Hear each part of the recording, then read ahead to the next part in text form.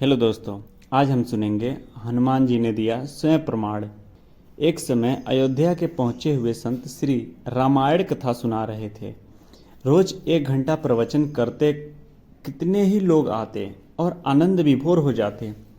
साधु महाराज का नियम था, रोज कथा शुरू करने से पहले आइए हनुमंत जी विराजिए कहकर हनुमान जी का आह्वान करते थे। फिर 1 घंटा प्रवचन करते थे। एक वकील साहब हर रोज कथा सुनने आते। वकील साहब के भक्ति भाव पर एक दिन तर्कशीलता हावी हो गई।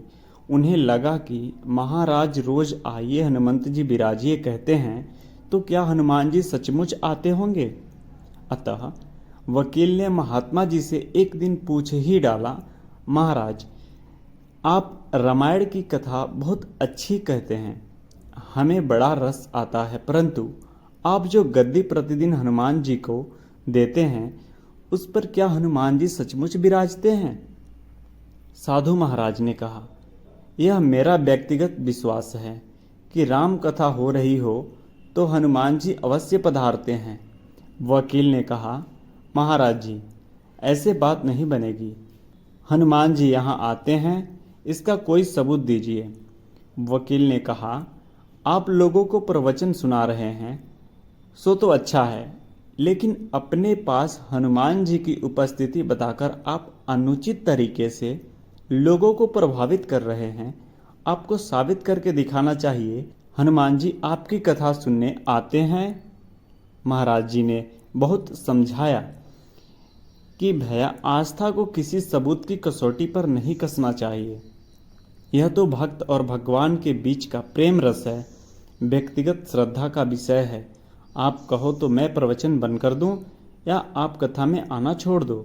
लेकिन वकील नहीं माना, कहता ही रहा, आप कई दिनों से दावा करते आ रहे हैं, यह बात और स्थानों पर भी कहे होंगे, इसलिए महाराज आपको तो साबित करना होगा कि हनुमान जी कथा सुनने आते हैं या नहीं। इस तरह दोनों के बीच वाद विवाद होता रहा। मौखिक संघर्ष बढ़ता चला गया। हारकर साधु जी ने कहा, हनुमान जी हैं या नहीं उसका यकीन कल दिलाऊंगा। कल कथा शुरू हो तब प्रयोग करूंगा। जिस गद्दी पर मैं हनुमान जी को विराजित होने को कहता हूँ, आप उस गद्दी को अपने घर ले जाना। कल अपने साथ उस गद्दी को लेकर आना। फिर मैं कल गद्दी यहाँ रखूँगा। मैं कथा से पहले हनुमान जी को बुलाऊंगा, फिर आप गद्दी ऊंची करना। यदि आपने गद्दी ऊंची कर ली तो समझना कि हनुमान जी नहीं हैं। वकील इस कसौटी के लिए तैयार हो गया। महाराज ने कहा, हम दोनों में से जो पराजित होगा वह क्या करेगा, इसका निश्चय भी कर ले। यह तो सत्य की परीक्षा है।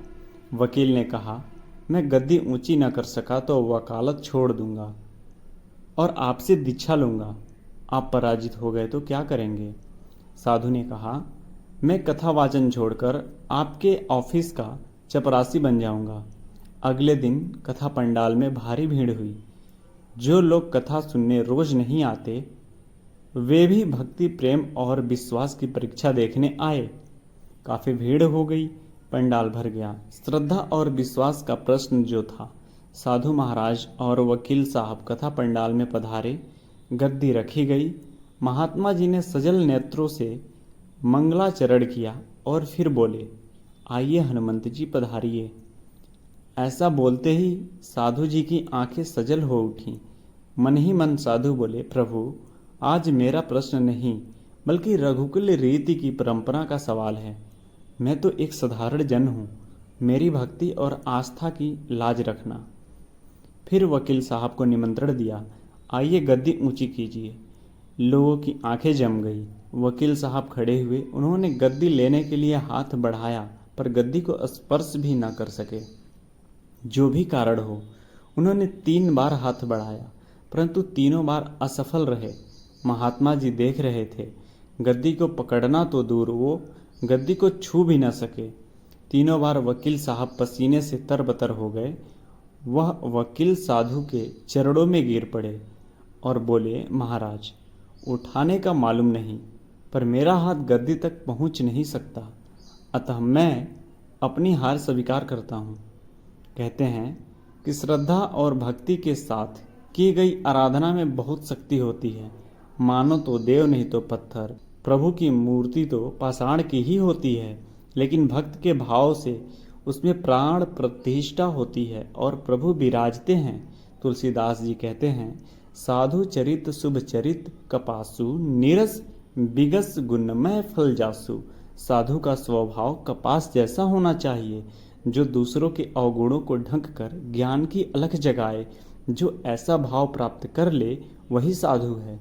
श्रद्धा और विश्वास मन को शक्ति देते हैं।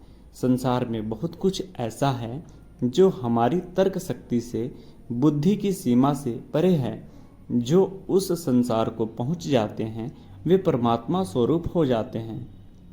तो आज की कथा यहीं समाप्त होती है। जय श्री राधे, जय श्री कृष्ण।